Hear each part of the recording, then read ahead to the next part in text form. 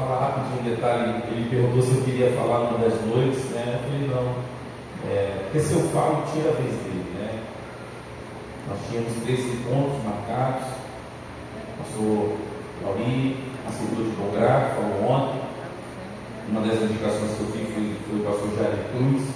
Não porque apenas é meu amigo, mas porque hoje ele é, aqui no Rio de Janeiro, uma das expressões de maior graça de Deus, né? Hoje ele tem falado praticamente todos os eventos de escola bíblica da CPAD no Brasil. Ele tem rodado o Brasil inteiro, norte, nordeste, sul, sudeste. Deus tem abençoado muito a vida daquele homem, não dispensa comentário. E eu falei que hoje eu queria ouvir o pastor Daniel Oliveira, e é muito bom saber que nós temos um mestre na igreja, nascendo mestre. E eu vejo a disciplina dele, eu vejo o compromisso dele. Ele tem ensinado a palavra há pelo menos 3 anos ininterruptos, todos os dias, todos os dias ele tem se dedicado a ensinar a palavra de Deus. Então, para mim, é mais honroso sentar para ouvi-lo do que estar de pé para falar, para ensinar. Então, eu queria que vocês estendessem as mãos para cá, para a gente orar, pedir a Deus que conserve desse jeito, conserve assim o sucesso, para que ele continue inspirando pessoas. Amém? Eu tenho certeza que Deus vai fazer o pastor Daniel chegar em lugares muito mais altos, em lugares muito mais altos. Pai, obrigado pela vida do teu filho. O Senhor ungiu, o Senhor capacitou para que ele possa ser porta-voz do Senhor para a igreja, não apenas do Complexo Camaré, mas para a igreja brasileira e, quem sabe, a igreja do mundo, a igreja das nações.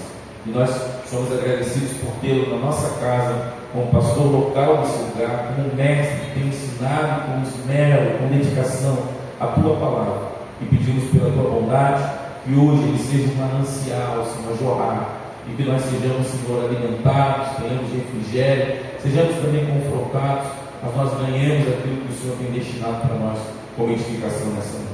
É a oração que fazemos ao Senhor, em nome de Jesus. Você pode dizer amém? Amém! Glória a Deus. Queridos, a paz do Senhor mais uma vez. Amém! Benção. Bom estarmos aqui mais uma noite. E eu estou muito feliz mesmo por tudo que Deus tem feito aqui no nosso meio, por o agir e trabalhar de Deus, pela dedicação de cada um de vocês e por essa primeira escola de obreiros nossa. Eu acredito que até a volta de Jesus não vai parar. E Deus vai ainda ministrar muito ao nosso coração. Feliz também por ter essa oportunidade de falar nessa noite. Eu agradeço a todos pela palavra de carinho, pelo apoio, pela dedicação de cada um de vocês também. E é uma honra trabalhar com cada um de vocês. E enquanto eu ensino, eu aprendo, a gente vai aprendendo juntos e o nome do Senhor vai sendo glorificado em nossa vida. Então, esse segundo dia, graças a Deus que nós estamos aqui, Deus nos permitiu chegar aqui para a gente aprender mais um pouco, ouvir a voz de Deus. E eu quero compartilhar também uma palavra no coração de vocês. Vocês receberam a folha.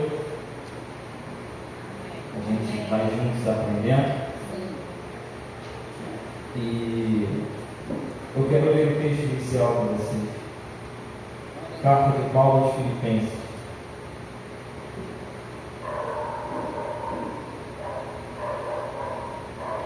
Capítulo 2, versículos 1 a 11. Glória a Deus. Filipenses capítulo 2, versículos 1 a 11. Enquanto vocês localizam, a gente vai ler juntos o tema que Deus pôs em meu coração para o nosso aprendizado desse segundo dia de palestra dessa escola bíblica de obreiros. Filipenses, capítulo 2, versículos 1 a 11. Quantos acharam de amém? Amém! Glória a Deus. Antes disso, vamos ler o tema dessa aula. Está aí na postura que vocês receberam. Maturidade cristã, o conhecimento de Cristo, desemboca em relacionamentos saudáveis. Do 3, vamos ler bem alto para Jesus esse tema abençoado. 1, 2, 3. Maturidade cristã. O conhecimento de Cristo. Desenvolve relacionamentos saudáveis. Mais uma vez, 1, 2, 3. Maturidade cristã. O conhecimento de Cristo desenvolve relacionamentos saudáveis. Glória a Deus. Filipenses capítulo 2, versículos 1 ao 11. Está escrito assim: portanto, se há algum conforto em Cristo, se há alguma consolação de amor, se há alguma comunhão no Espírito, se há alguns entranháveis afetos e compaixão, completai meu gozo, para que sintais o mesmo, tendo o mesmo amor, o mesmo ânimo, sentindo uma mesma coisa. Nada façais por contenda ou por vanglória, mas por humildade. Cada um considere os outros superiores a si mesmo. Não atente cada um para o que é propriamente seu, mas cada qual também para o que é dos outros. De sorte que haja em vós o mesmo sentimento que houve também em Cristo Jesus, que, sendo em forma de Deus, não teve por usurpação ser igual a Deus, mas aniquilou-se a si mesmo, tomando a forma de servo, fazendo-se semelhante aos homens, e achado na forma de homem, humilhou-se a si mesmo, sendo obediente até a morte, e morte de cruz.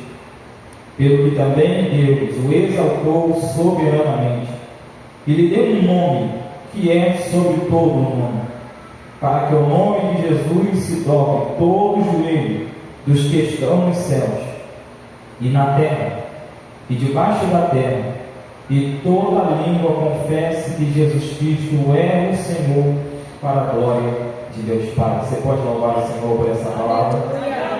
Glória a Deus. Queridos, esse texto que nós lemos agora, ele fala sobre relacionamento. E essa igreja de Filipos, ela foi fundada pelo apóstolo Paulo na sua segunda viagem missionária. Que vocês já leram o livro de Atos, vão entender que todas as 3 viagens missionárias de Paulo foram com lágrimas, com muita dificuldade. Até porque Paulo não estava indo para uma colônia de férias, para um parque de diversões. Ele estava indo pregar o Evangelho, ganhar almas, estabelecer igrejas. E naquela cidade de Filipos, durante aquela viagem missionária, o apóstolo Paulo ele foi preso injustamente, ele foi açoitado, ele foi humilhado publicamente, foi posto numa prisão. E naquela prisão me chama a atenção porque acontece algo maravilhoso. Dessa vez o apóstolo Paulo tinha como parceiro Silas, que era profeta. Na primeira viagem missionária, Paulo estava com Barnabé, Atos capítulo 13 e 14. Houve uma desavença entre os dois. E na segunda viagem missionária, Paulo optou por não seguir com Barnabé, mas com Silas.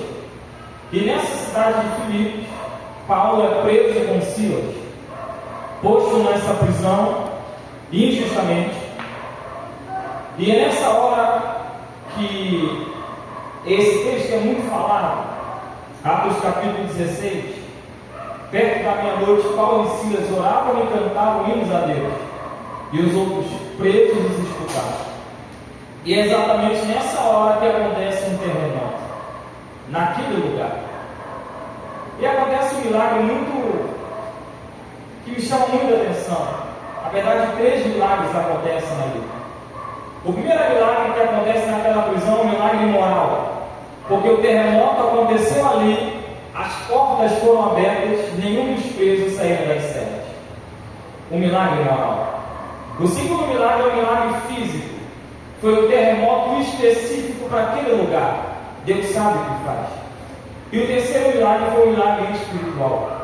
O carcereiro desesperado, ele sabia que ia pagar com a própria vida se os outros presos saíssem dali. E ele dá um brado, pergunta para Paulo e diz: Senhores, o que é que eu devo fazer para ser salvo? E o apóstolo Paulo diz: crê no Senhor Jesus e serás salvo tu e também a tua casa. Um milagre espiritual acontece ali. Então, nessa viagem missionária, Paulo enfrenta muitas dificuldades. Mas o que me chama a atenção é que todo missionário que olha para o campo missionário, e ele vai para o campo missionário com lágrimas, com oração, buscando a Deus, honrando a Deus, ele sempre tem recompensa. O apóstolo Paulo, junto com Silas, eles apanharam, foram açoitados publicamente, envergonhados, presos injustamente, mas Deus os honrou. Eles saíram dali, mas para a glória de Deus, uma igreja foi estabelecida naquela cidade. Aí pessoas se converteram. Lídia, que era uma estrangeira, se converteu da cidade de Tiatira, vendedora de púrpura, uma microempreendedora. O carcereiro também se converteu. A menina também, que tinha espírito de adivinhação, a gente não pode cravar que ela se converteu, mas ela foi liberta para a glória de Deus.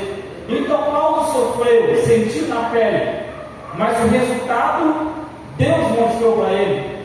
O nome do Senhor foi glorificado, porque a igreja foi estabelecida ali naquele lugar. Essa igreja de Filipos, ela se tornou uma espécie de parceira do apóstolo Paulo. De todas as igrejas que Paulo plantou, que Paulo caminhou, que Paulo andou, essa igreja de Filipos foi a igreja que mais se tornou parceira de Paulo em suas viagens missionárias, no que tange a dar e a receber. Se muitas igrejas que Paulo caminhava não o ajudavam e ele merecia, essa igreja de Filipos deu as mãos para o apóstolo Paulo no que tange a dar e a receber, e se tornou a maior parceira do apóstolo Paulo em missões. Essa igreja é uma bênção. O apóstolo Paulo foi fazer uma viagem missionária em Tessalônica. Essa igreja ajudou o apóstolo Paulo.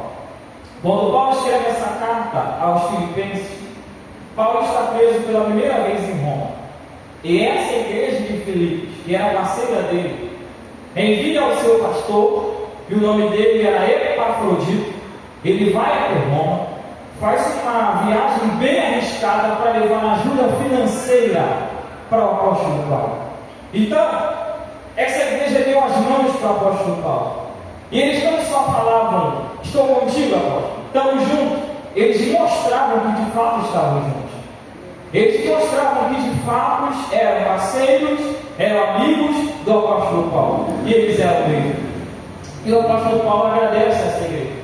E disse que essa igreja era a coroa e a alegria do apóstolo Paulo. Era uma grande parceira do apóstolo Paulo.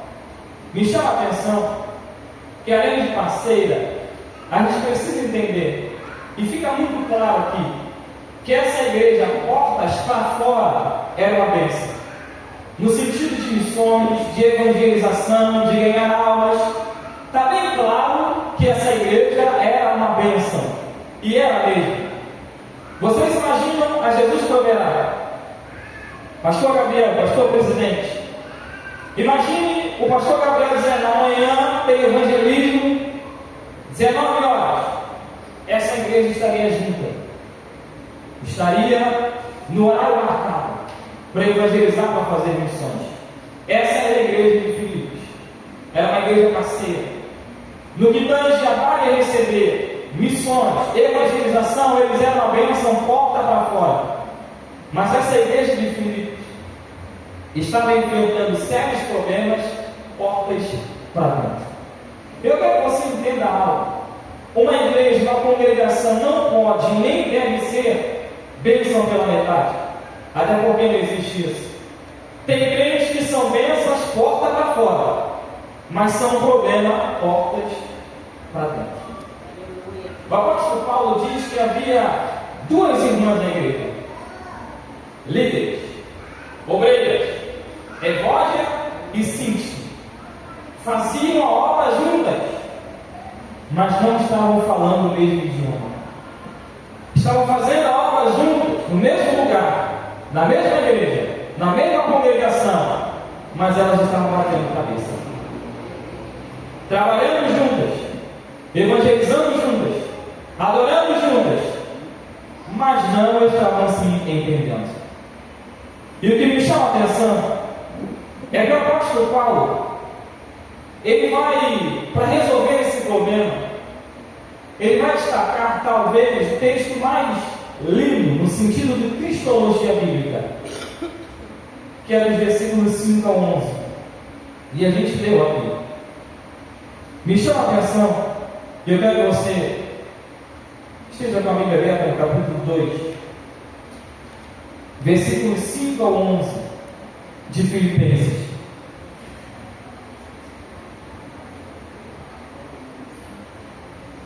Acharam? Acompanhe comigo.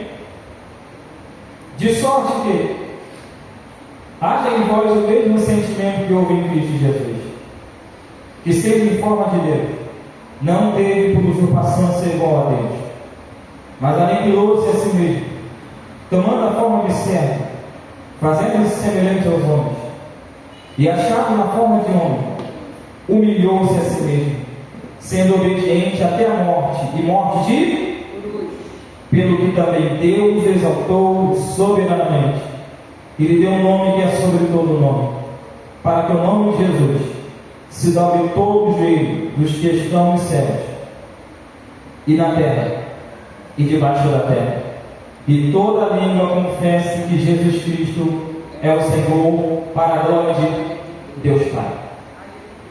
Paulo evoca esse texto aqui para tratar de problemas de relacionamento. E eu acho muito legal na vida de Paulo.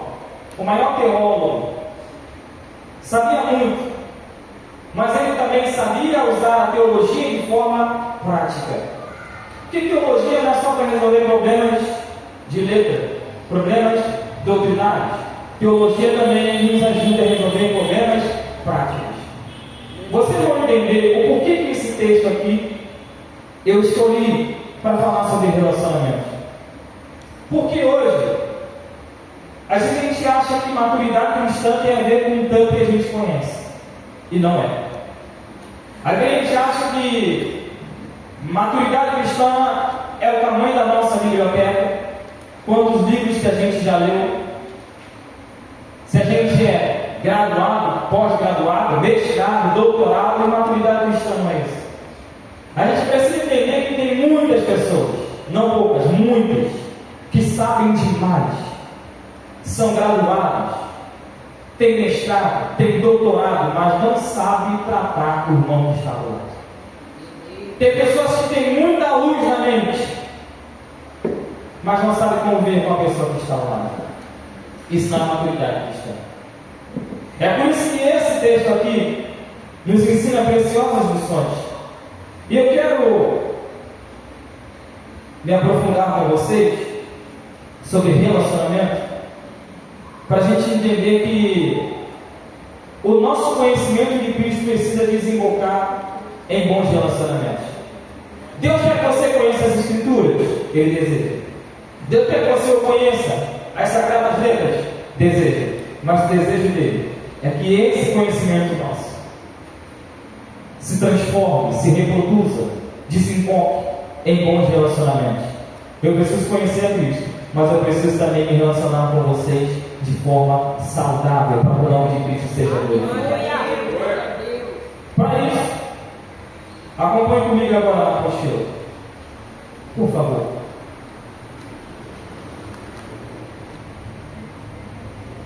Vamos ler a introdução juntos?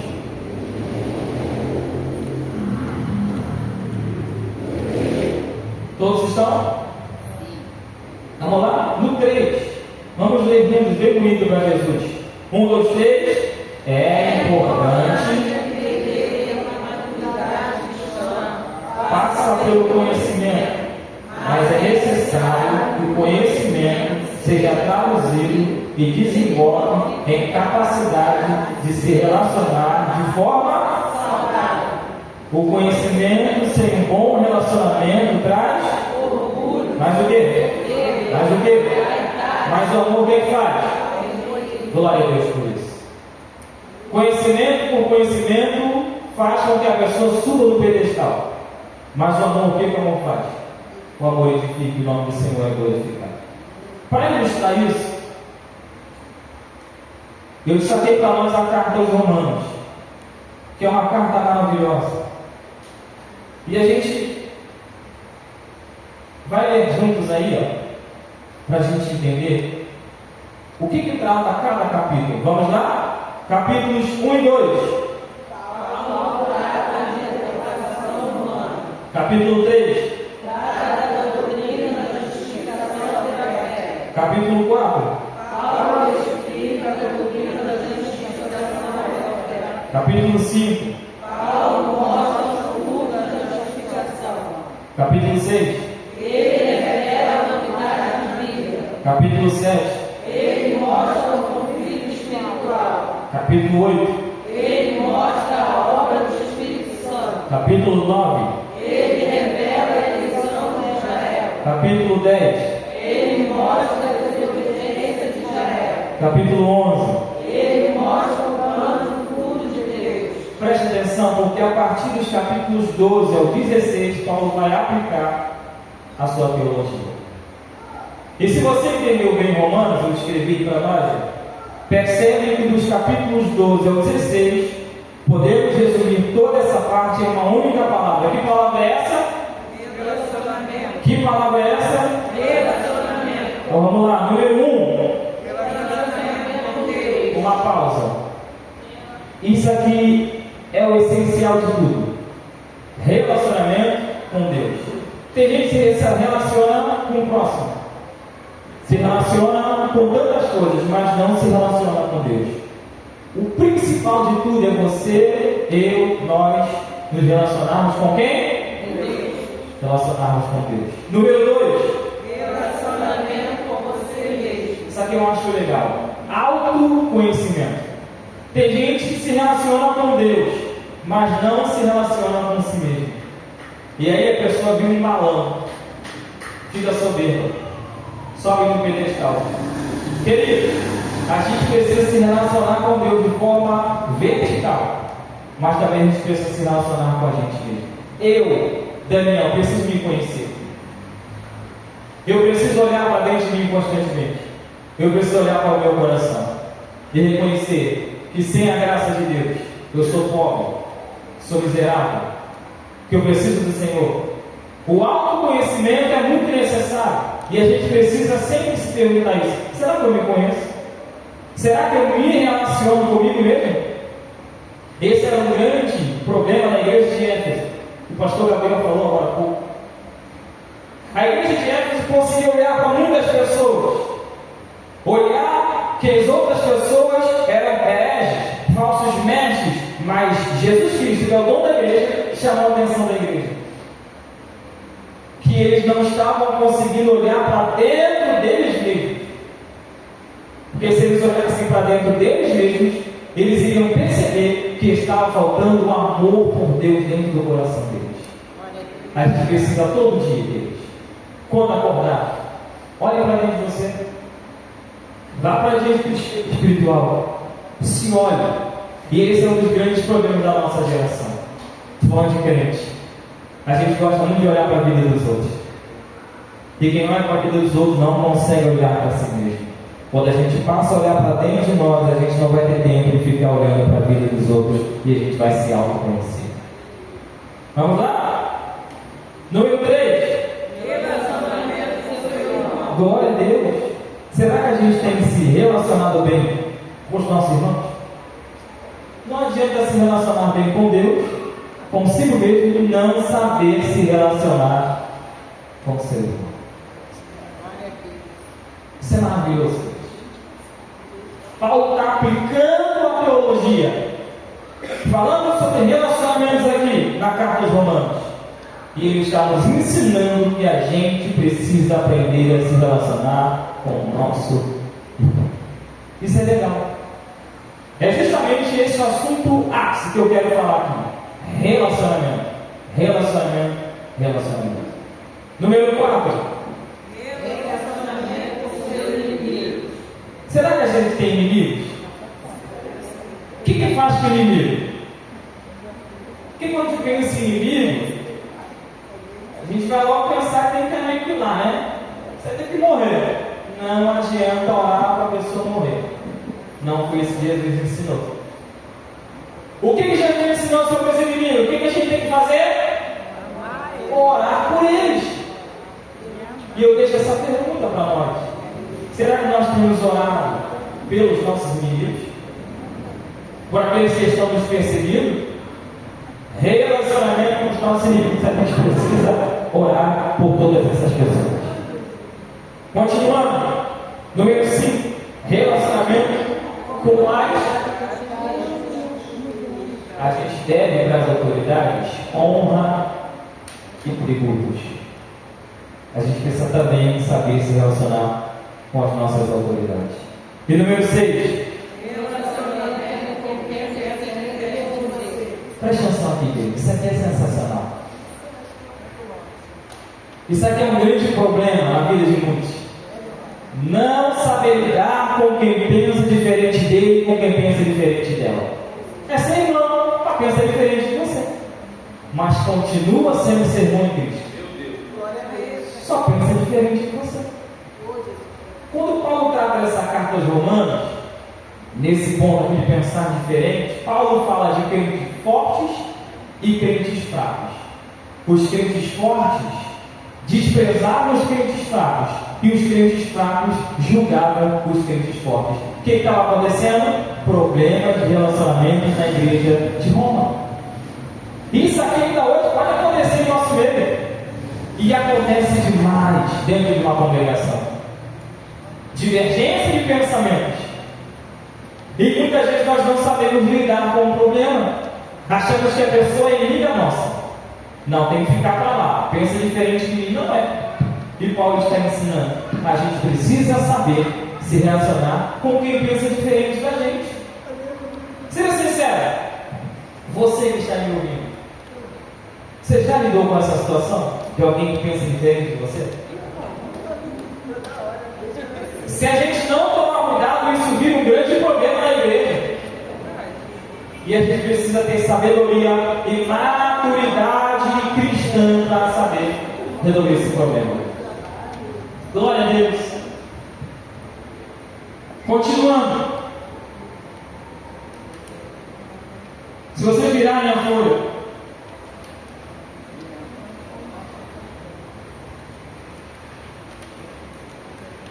eu coloquei escrito para a gente, resumindo, maturidade cristã é.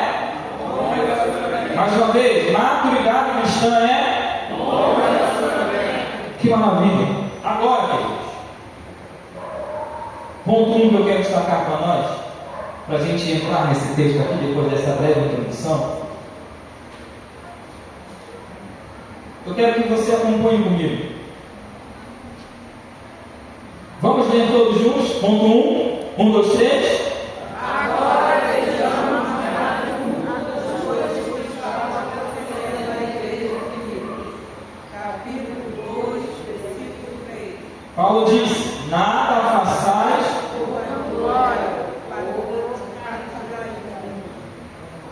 Eu coloquei essa observação. 1, 2, 3. O problema da igreja.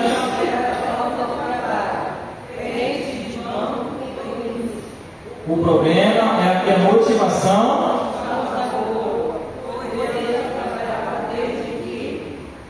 Olha para cá. Eu acho isso aqui muito maravilhoso. Imagine o pastor Gabriel, pastor presente dessa igreja. O problema da igreja de Filipos, se você olhasse, você iria encontrar crentes que trabalhavam. E eles trabalhavam muito.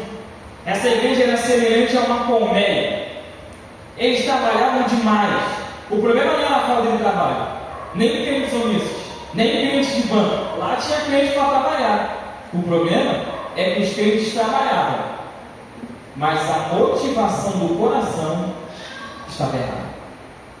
Eu destaquei 2 pontos para nós. Eles trabalhavam desde que, número 1, recebessem as honras, os aplausos. E preste atenção aqui, igreja. Se a gente não tomar cuidado, a gente vai entrar para esse grupo também. É por isso que a Bíblia nos ensina: aquele que pensa estar de pé, não é aquele que está de pé, é aquele que pensa estar de pé, cuide para que não caia. E tem muita gente assim, que trabalha, mas ele quer receber a honra. Trabalha, mas ele quer receber o aplauso. Eu me lembro, eu era bem criancinha.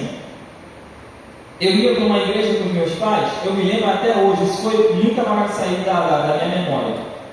Enquanto o pastor entrava na igreja, eu lembro que era aniversário dele, ele ganhou um carro de presente, a igreja estava todo escuro praticamente. Quando ele ia entrando na igreja, as luzes iam se acendendo em cima dele, como se ele fosse um astro, um semideus de Jesus. E tem muito crente assim, que ama fazer trabalho na igreja, mas ele quer receber os aplausos, as honras, os méritos. O nome dele tem que ser citado. Ele faz, mas a motivação do coração dele não está boa. Era isso que estava acontecendo na igreja de Filipos. Volto a dizer, essa igreja era uma bênção, portas para fora, mas portas para dentro. Era uma igreja que estava enfrentando sérios problemas de relacionamento. Um deles era esse problema de vanglória, glória vazia. Eu faço, mas tem que ter meu nome aí no cartaz. Né? Eu vou até fazer, mas tem que botar meu nome aí, foi eu que produzi também. Isso é vanglória, glória vazia. E o nosso Deus não divide a glória dele com ninguém.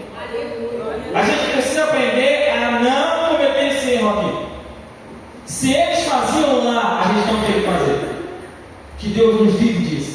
De fazer para receber aplauso, de fazer para receber confete, de fazer para receber honra e glória. A gente faz, mas a gente tem sempre isso em mente: eu vou fazer, mas é o nome do eterno Deus que tem que ser glorificado. Isso estava acontecendo lá. O segundo problema é que eles trabalhavam desde que, número 2, é o que Paulo chama de partidarismo. E eu separei para nós a igreja de Corinto. Presta atenção aqui. Quando Paulo escreve a primeira carta aos Coríntios, ele escreve para tratar pelo menos 10 problemas da igreja. Problemas em relação à ceia do Senhor. Os ricos chegavam primeiro na igreja, os pobres chegavam depois. A mesa estava posta, tinha vinho, na época, eles chegavam e já acabavam com a comida toda. E aí os pobres chegavam depois, demoravam mais para chegar na igreja, mas não tinha mais comida nenhuma. E o apóstolo Paulo escreve: irmãos, quando vocês forem se reunir para comer, esperar uns pelos outros. Se alguém tiver fome, o que faz? Vai comer em casa. Problemas na ceia. Um negócio que era para ser uma bênção, estava acontecendo com o tempo. Problemas de incesto dentro da igreja. O enteado se deitando com a madrasta. E a igreja achou aquilo ali legal. Ao invés de repreender e disciplinar, a igreja bateu palma, dizendo: uau, nunca aconteceu isso aqui. Aqui ninguém se promete na vida de ninguém, não. E não disciplinaram nem a mulher e nem o rapaz. O apóstolo Paulo fica sabendo e vai tratar do problema de disciplina na igreja. E um dos grandes problemas da igreja de Corinto era esse: partidarismo na igreja. Os crentes também trabalhavam, mas eles tinham que fazer parte de um grupo. E tinham 4 grupos lá na igreja. Primeiro, grupo de Paulo. Segundo, grupo de Apolo. Terceiro, grupo de Cefas, que é Pedro. Quarto, grupo de Cristo. Paulo diz que não podia falar com aqueles crentes como alguém espiritual, porque eles eram carnais e crentes imaturos. E Paulo disse: tem nem como eu falar com vocês como vocês sendo alguém, um crente espiritual imaturo.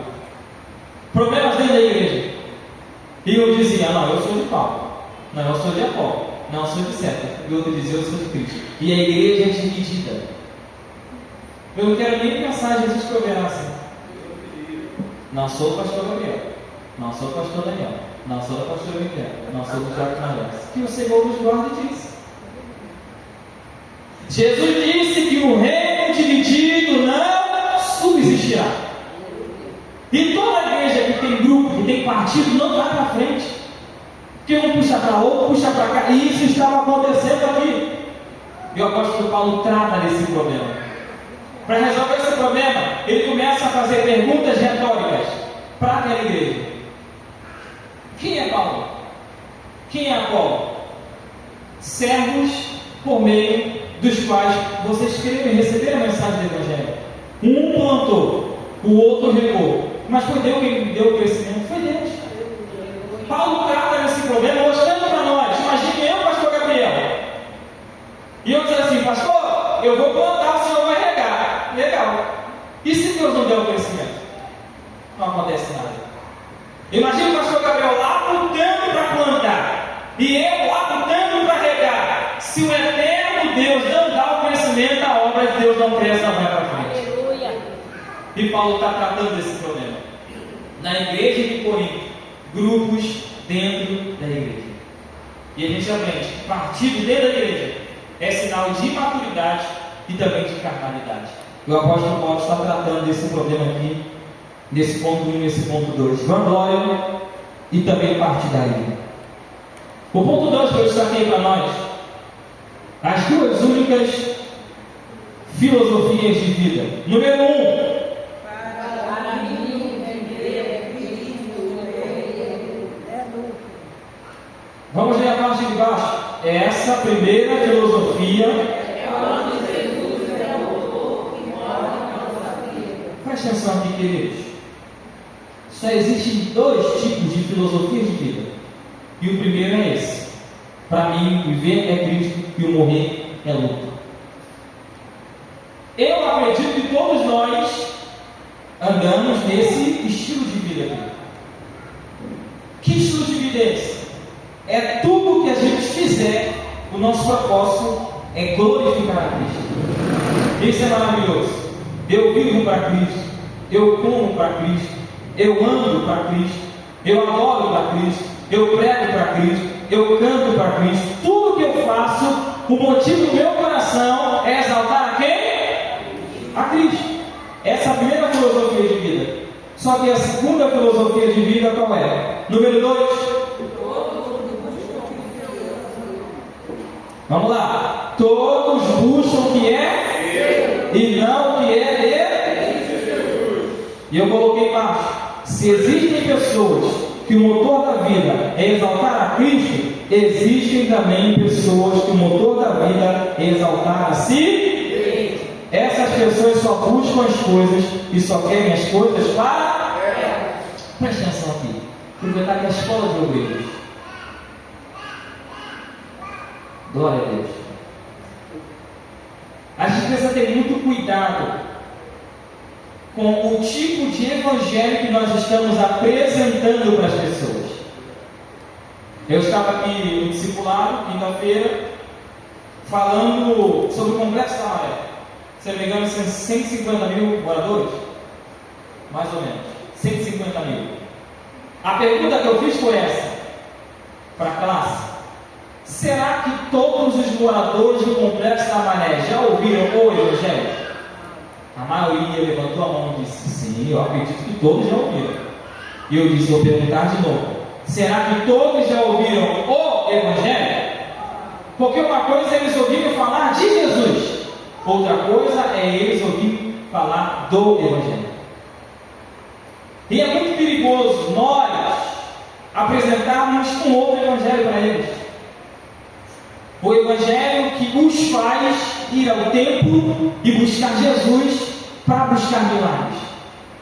Infelizmente tem muita gente assim, que vai para o culto, mas só vai para buscar milagre para ela, bênção para ela, vitória para ela.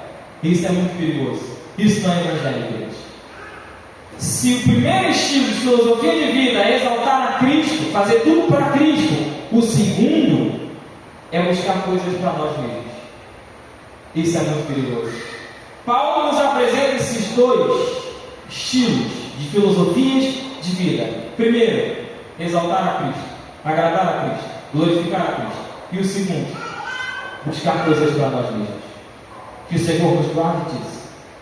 Que o desejo do nosso coração seja esse: glorificar a Cristo em tudo que a gente fizer. O ponto 3 que eu destaquei para nós.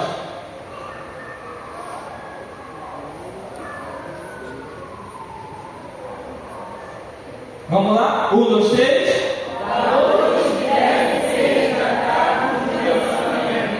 Se vocês prestarem atenção, capítulo 2, versículo 1, Paulo diz assim: portanto, se há algum conforto em Cristo, se há alguma consolação de amor, se há alguma comunhão no Espírito, se há alguns entranháveis afetos e compaixão. Deixa eu perguntar algo para vocês.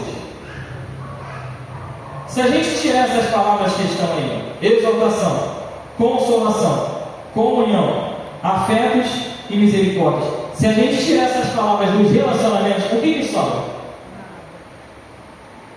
O que sobra?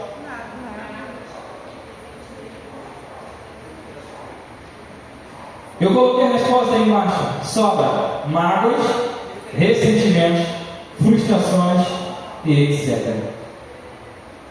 Paulo está nos ensinando que seja na família, no trabalho, na igreja, na empresa e etc. Nós precisamos resgatar esses valores urgentemente. Presta atenção aqui, queridos. Vamos olhar para a sociedade. Parece que todo dia as notícias são as mesmas. Você liga na Record, SBT, Globo, parece que as notícias são as mesmas. Só mudam as famílias, só mudam as pessoas. E se a gente prestar atenção, esses valores que a gente acabou de ler, parece que foram arrancados do meio da sociedade, das famílias, das empresas, das pessoas, e tem sobrado tantas coisas para eles. Tem sobrado dores, mágoas, frustrações, ressentimentos, ódio, tudo de ruim. E eu destaquei para nós aqui: esses valores precisam ser resgatados urgentemente. Como é que serão resgatados? Através da igreja. E eu aprendi: missão é missão da igreja. Se a igreja não pregar o evangelho para essas pessoas, esses valores aqui não serão resgatados. O evangelho precisa prosperar deles. A nossa igreja está num propósito tão lindo: fogo no templo, fogo nas casas, fogo nas ruas. Esse é o projeto: ganhar almas para o Senhor. Eu quero que você entenda justamente isso. Você já parou para prestar atenção no tamanho da nossa responsabilidade de pregar o evangelho? Os santos queriam fazer isso. Essa missão ficou para a gente. E a gente precisa agarrar essa oportunidade que Deus deu para a gente de pregar o evangelho e dizer: Senhor, do que depender de mim, eu vou pregar o evangelho. Do que depender de mim, eu vou anunciar a tua palavra. E a gente precisa entender isso.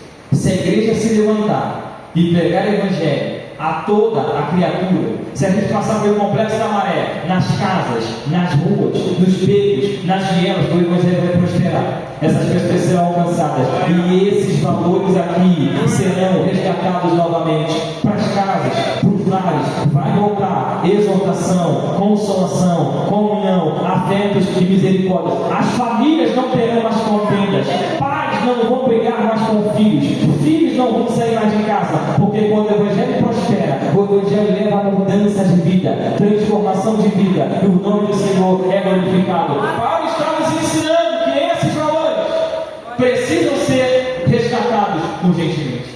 Glória a Deus. E tem tanta coisa que a gente vê que a gente fica de boca aberta: meu Deus, como é que a pessoa tem coragem de fazer isso? É porque esses valores aqui já foram tirados há muito tempo da vida, da família dessa pessoa. Se eu não me engano, foi mês passado. O rapaz matou a mulher, a ex-mulher, estava grávida, e tirou a criança da barriga. Esses valores já tinham sido tirados há muito tempo da vida dessa pessoa. Essa missão é nossa, queridos. E esses valores só serão resgatados se a igreja se colocar de pé e entender que evangelização precisa ser um estilo de vida para nós. Eu não tenho que evangelizar só quando o pastor marcar evangelismo. Aonde eu colocar a planta dos pés, eu sou um missionário, eu vou pregar a palavra.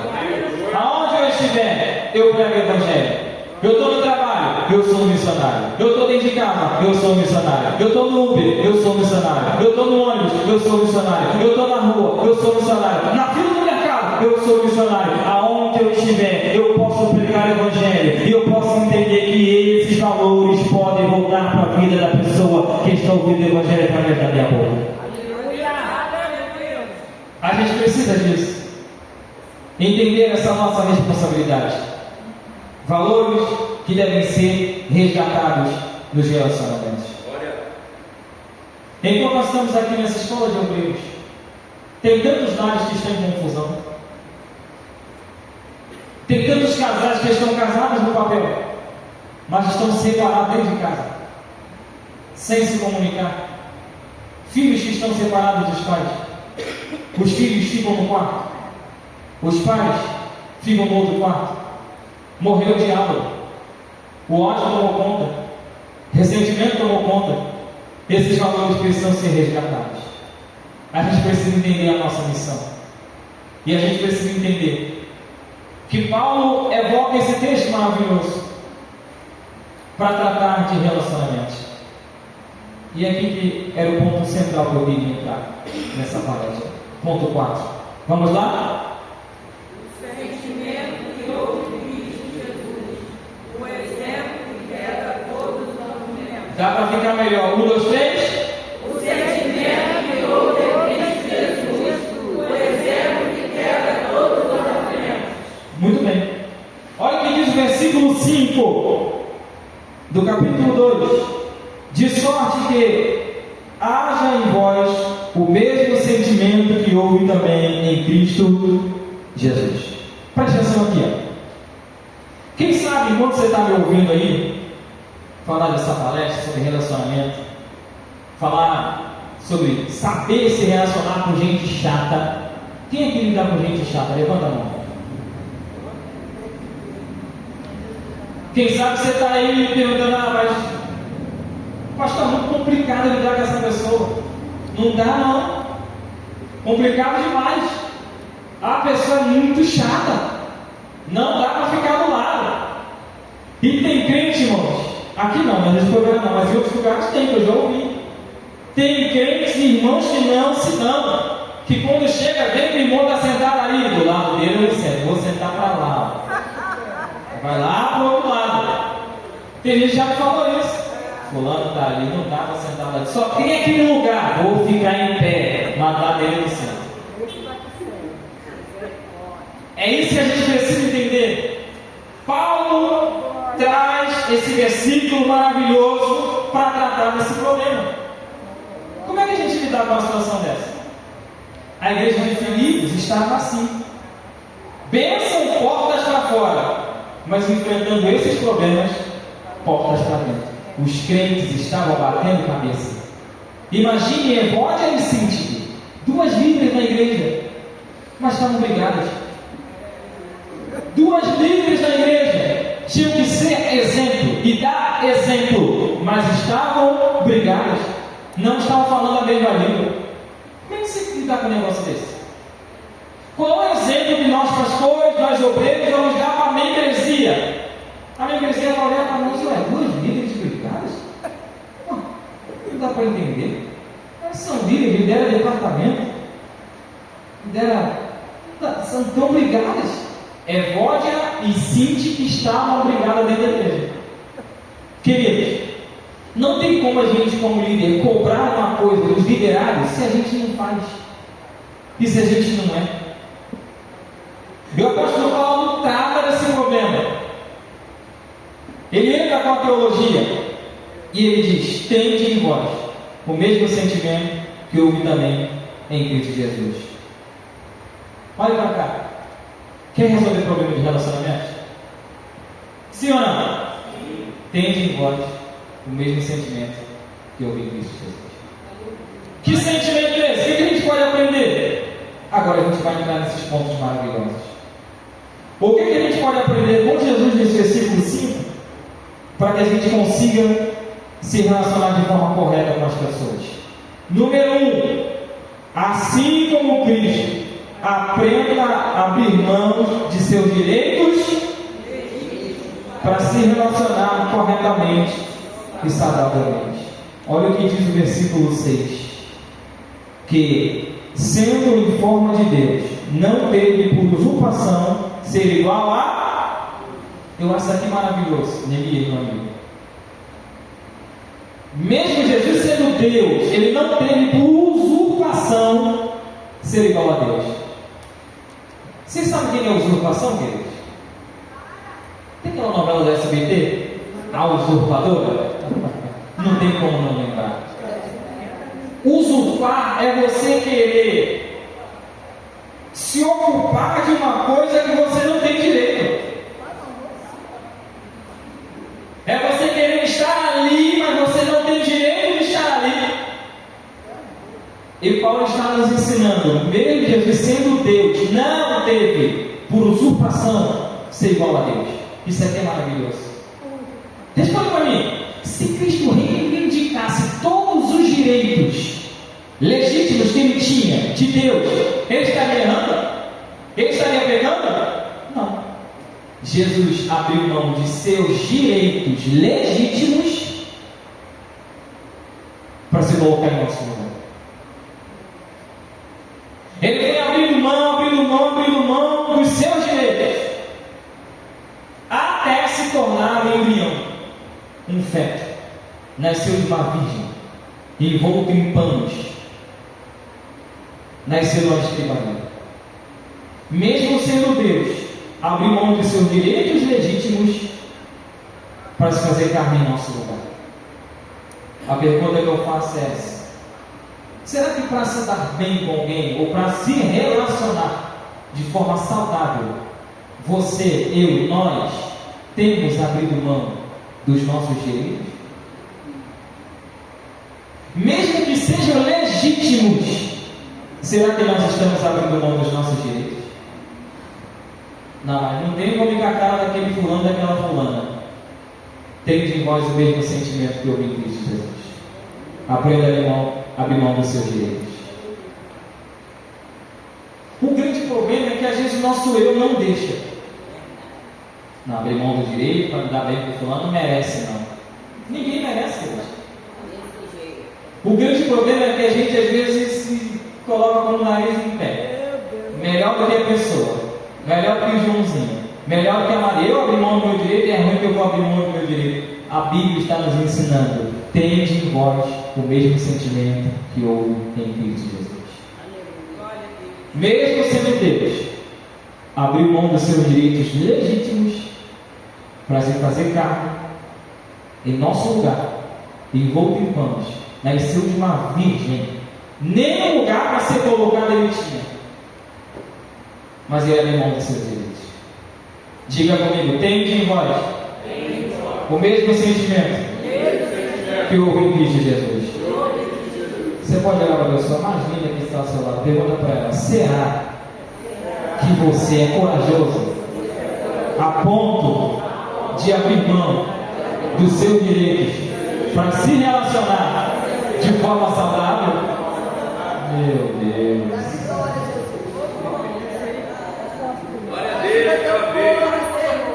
Tende em vós o mesmo sentimento que houve em Cristo Jesus. É direito seu, é legítimo, mas para o bem de todos, você precisa abrir mão dos seus direitos para se relacionar de forma saudável.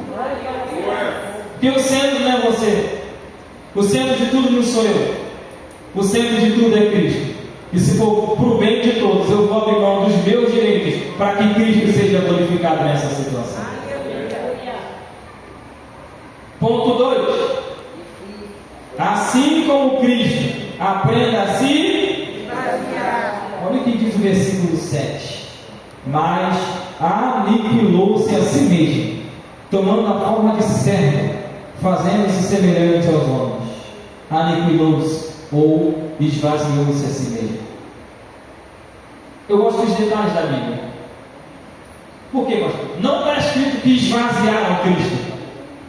Está escrito que Ele esvaziou a si mesmo. Foi uma decisão dele se esvaziar. Ninguém chegou diante de Cristo para poder o esvaziar. Ele, com toda a sua glória. Isaías diz isso também. Anjos 24 horas, dizendo ao redor do trono: Santo, Santo, Santo é o Senhor dos Exércitos, e toda a terra está cheia de sua glória.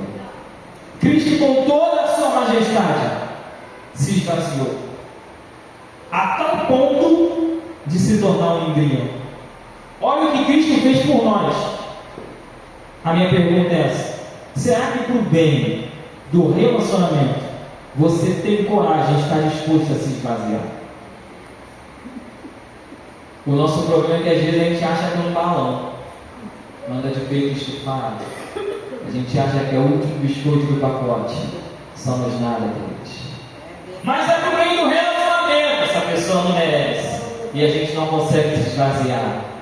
Deus nos trouxe aqui para a gente aprender. Jesus se esvaziou. Ele, sendo Deus, Senhor dos Senhores, Rei dos Reis, se esvaziou. Quando mais nós, meros mortais, a gente precisa se esvaziar para aprender a se relacionar de forma saudável.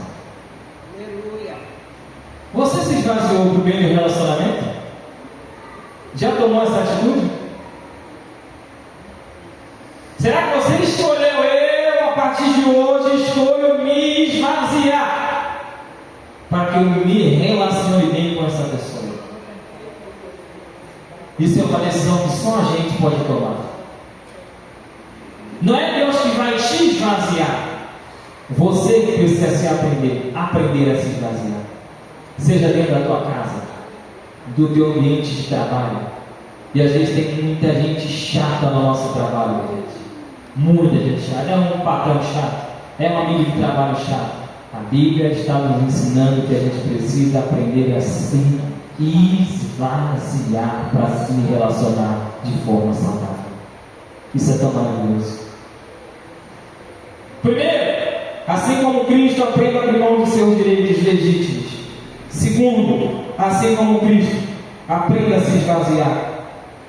Terceiro, assim como Cristo, aprenda a assumir a forma de servo. Talvez um dos maiores exemplos que Jesus deixou para nós de serviço foi João 13. A última Páscoa. Ele estava com os discípulos, pouco antes de ser vendido, de ser traído, de ser beijado.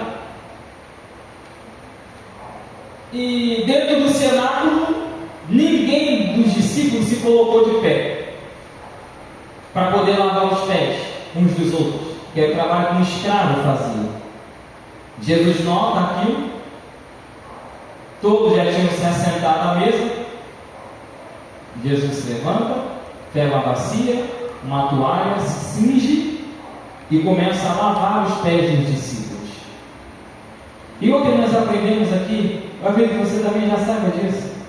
Jesus sabia que Judas iria o trair, mas estava ali. Jesus lavou os pés de Judas, mesmo sabendo que momentos depois Judas iria o trair. Mas ele lava os pés dos discípulos, dando o maior exemplo. E se vocês prestarem atenção em João 13, nenhum deles se levantaram para lavar os pés uns dos outros, porque o assunto que estava entre eles era esse: quem de nós é maior? Quem de nós é mais importante? Quem de nós tem mais primazia no reino? E se a gente ficar discutindo entre nós quem é o maior, quem faz mais, quem canta mais, quem prega mais, quem lidera mais, nós não teremos a capacidade de descer a tal ponto de servir uns aos outros. A gente precisa aprender isso, queridos. Não tem como a nossa boca falar uma coisa e a nossa atitude falar outra. As nossas palavras andarão de mãos dadas com as nossas atitudes, porque só serve de coração quem verbaliza de verdade o que é serviço. E Jesus se levanta, lava os pés, aí Pedro, como sempre, diz: não, eu não, você não vai me lavar. E Jesus disse: se eu não te lavar, tu não tem parte comigo. E Pedro disse: não só os pés e as mãos, Senhor, lava também a cabeça. Jesus nos deu o maior exemplo. Que a gente precisa ter esse mesmo sentimento para aprender a se relacionar de forma saudável. Jesus se fez servo para dar o exemplo dos discípulos. Aproveitar que a escola de obreiros, eu quero que você preste atenção nisso. Aonde você colocar a planta dos pés, sempre vai ter alguém te observando. Você pode estar mais longe de casa, sempre vai ter alguém te observando. E o meu desejo é que você carregue isso dentro do teu coração. Que desejo? O sentimento de servo. Aonde eu for, eu vou aprender a servir a Deus e aos meus irmãos. O que nós aprendemos no discipulado? Maior é quem? Maior é quem serve. Esse é um dos grandes perigos e pecados da nossa geração de crentes. É que muitos querem ser servidos, mas não querem servir. Muitos querem estar de pé, mas não querem se assentar para aprender. A gente precisa se agarrar nessa palavra aqui de Jesus e entender que Ele deu o maior exemplo. Abriu mão e foi servir. A gente precisa disso. Ter em nosso coração esse sentimento de aprender a servir uns aos outros. E Jesus nos deu esse maior exemplo. Eu quero que você reflita comigo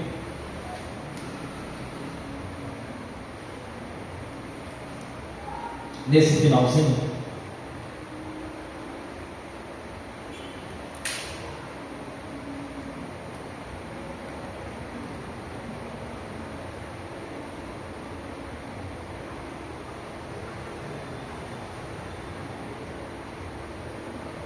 Da conclusão.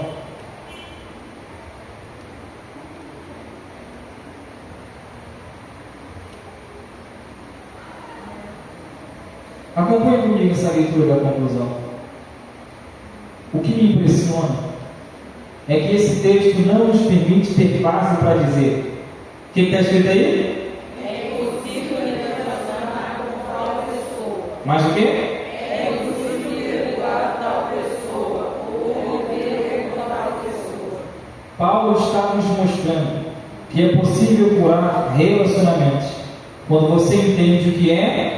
Maturidade cristã. É quando você tem conhecimento e esse conhecimento se transforma em vida. Conhecimento por conhecimento gera soberba e nos leva para um pedestal, mas o conhecimento que desemboca em bons relacionamentos nos faz ser bênção para muitas pessoas. Eu quero encerrar essa palavra com essa palavra. Esse é o propósito da maturidade cristã. É que a gente conheça a Cristo. E a gente deve estudar, ler, ter muita luz na mente. Mas esse nosso conhecimento precisa desembocar exatamente nisso. Eu preciso saber me relacionar com quem quer que seja. Que o Espírito Santo nos ajude a ter sabedoria para lidar com pessoas tão complicadas, pessoas chatas, pessoas inconvenientes, pessoas entronas, pessoas que se metem onde não são chamadas. Mas a gente precisa ter sabedoria e entender: tende em vós o mesmo sentimento que houve em Cristo Jesus. Ele se esvaziou, ele se fez servo,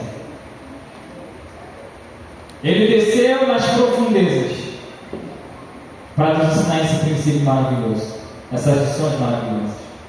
Que a partir de hoje você receba de Deus sabedoria, para quando chegar no teu trabalho amanhã, na tua casa amanhã, no meio da tua família, na igreja aqui, ó, que Deus nos ajude, nos dê sabedoria, para que a nossa vida não seja um tropeço para ninguém, mas que seja motivo de glorificação ao nome do Senhor.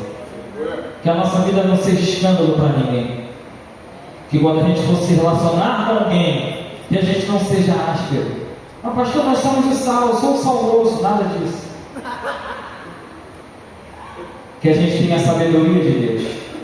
Que mesmo que a situação seja dificílima para resolver, Nesse momento nós vamos fazer a diferença. A gente vai saber tratar a pessoa bem. Se precisar exortar, a gente vai saber exortar com amor. Se precisar chamar atenção, vamos chamar atenção com amor. Mas motivo de tropeço, a gente não vai ser motivo de tropeço para ninguém. A nossa vida vai glorificar ao Senhor. E o nosso conhecimento vai desembocar em bons relacionamentos para a glória de Deus. Que o Senhor nos ajude a olhar para esse texto, a olhar para o exemplo de Jesus, a olhar para essa igreja e aprender também com os erros dessa igreja. O que eles faziam, a gente não pode fazer e não deve fazer. E o que eles deixavam de fazer, é o que a gente tem que fazer. Problemas uns com os outros, isso pode acontecer. Se puder evitar ao máximo, glória a Deus por isso. E se acontecer, é ter sabedoria para resolver o problema. É ter sabedoria para lidar com o problema. É ter humildade para pedir perdão, para sentar para conversar, para tratar do problema. Porque nós somos irmãos em Cristo. E brigados uns com os outros, nós não vamos entrar no céu. Lá no céu, vai entrar uma igreja unida, lavada e remida pelo sangue do Cordeiro. O salmista diz no Salmo 133, falando sobre união, que é onde tem a união, é ali que o Senhor ordena a vida e a bênção para sempre. Eu acredito nessa palavra maravilhosa aqui hoje. A partir de hoje, ainda hoje também, nós recebemos sabedoria da parte de Deus. Se amanhã acontecer um problema assim, e você encontrar uma pessoa chata, vai pegar o ônibus, encontrou uma pessoa chata, no trabalho, encontrou uma pessoa chata, na igreja, encontrou uma pessoa chata, queridos, a gente recebeu sabedoria de Deus hoje, para saber lidar com esse problema, e o nome do Senhor seja glorificado em nossa vida. Isso é muito maravilhoso. Diga comigo, tende em vós, mais alto, tende em vós, o mesmo sentimento que houve em Cristo Jesus. É isso, gente. Esse sentimento precisa estar dentro do teu coração. Que a gente não venha se esquecer dessa palavra. A EBO vai terminar, essa semana vai terminar, o mês vai terminar, o ano vai terminar. Mas essa palavra precisa estar em nosso coração. Tudo que nós estamos aprendendo aqui, ontem, hoje, iremos aprender amanhã, se Deus quiser. A gente precisa gravar e colocar em prática.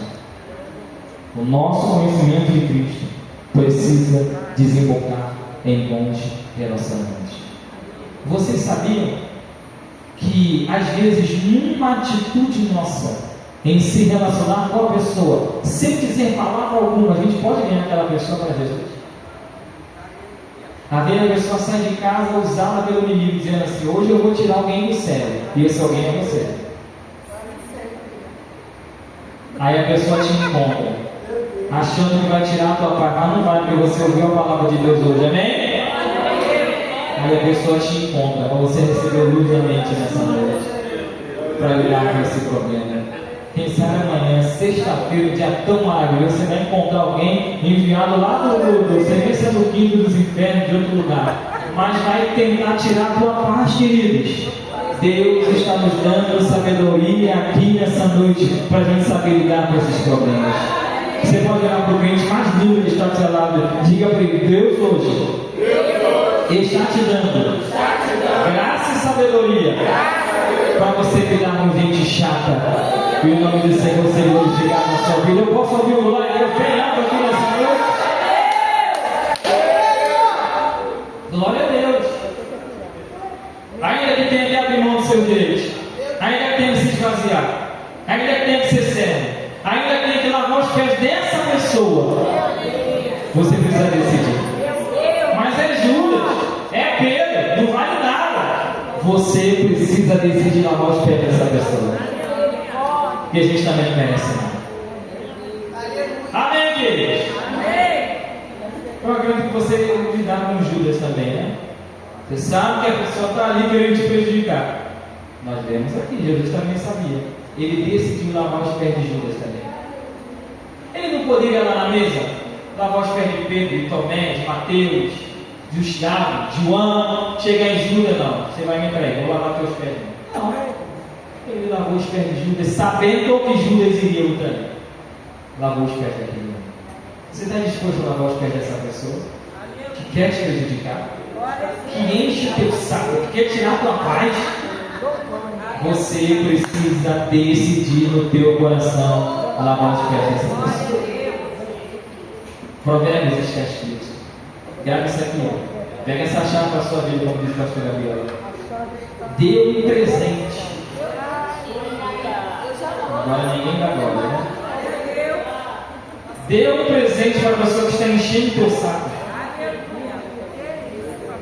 E você vai ver que as coisas vão começar a mudar. Porque pela sua atitude, você já mudou a situação. Quer ver, a pessoa vai para cima da gente. Vou encher o saco dele para ele sair logo da graça. Está esperando algo negativo nosso. Se viemos dar espinhos, nós vamos dar flores para essa pessoa.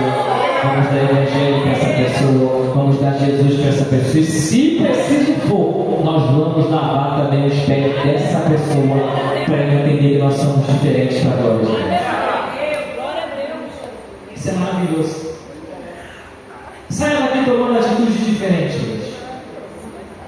Eu tenho tido experiências tão maravilhosas lá no trabalho. Porque lá no trabalho tem gente que zomba do evangelho. São desviados. Entraram para outras religiões. Aí eu entro na sala de um determinado professor e fica zoando. Brincando com coisa de crente, só para dar confiança, né? Sabe o que eu faço? Vou no mercadinho lá perto, compro a barra de chocolate. Entro lá na sala dele. Entrego nas mãos dele. E prego o evangelho para ele. Ele acha que eu vou sair da graça. Que eu vou entrar na brincadeira e vou ficar zoando também. No que depender de mim, a minha atitude vai ser diferente em relação a dele. E através dessas atitudes, as pessoas começam a enxergar algo diferente da nossa vida. Não é a nossa roupa, o nosso colar, o nosso relógio, o nosso sapato, não. É o brilho do Espírito Santo na sua vida que faz você ter uma atitude diferente. Faça isso, queridos. Confunda o inimigo. Eu aprendi isso também com o pastor Gabriel. Aí a pessoa vem dar para a gente um limão. Sabe o que você faz? Faz uma limonada. Faz uma limonada, bota adoçante, bota açúcar e dá para essa pessoa. Toma aí, limonada. Para ela entender que você é alguém diferente. Em pequenas atitudes, a gente prega o evangelho. E a gente não precisa verbalizar nada.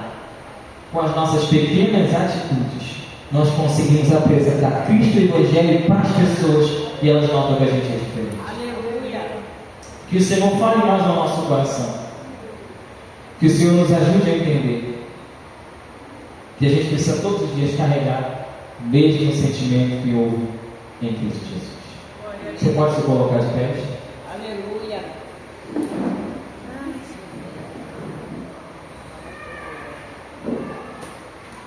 Maturidade cristã. O conhecimento de Cristo que desemboca em relacionamentos saudáveis. A gente não pode só se relacionar. A gente precisa se relacionar de forma saudável. Você pode segurar a mão da pessoa que está ao seu lado?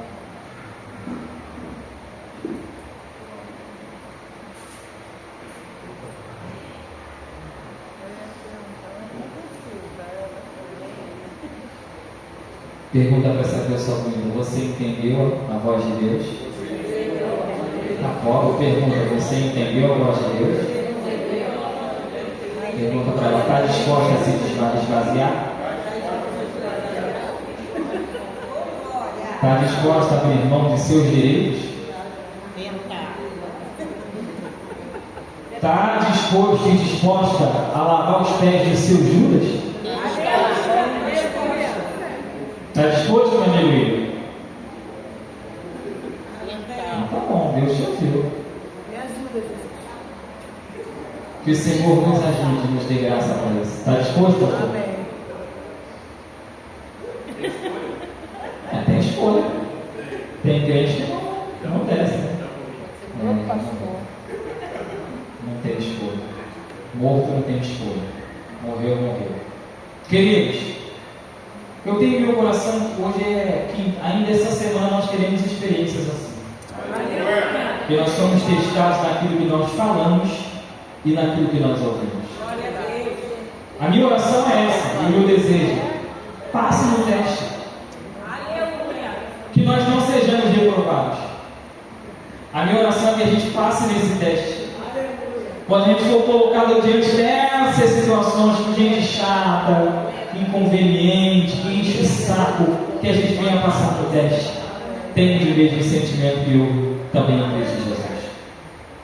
Meu Deus, eu estou até vendo lá na escola, o sangue de Jesus me encontra. Mas Deus vai nos ajudar. Deus vai nos ajudar e a gente vai passar no teste para a glória. Feche os seus olhos.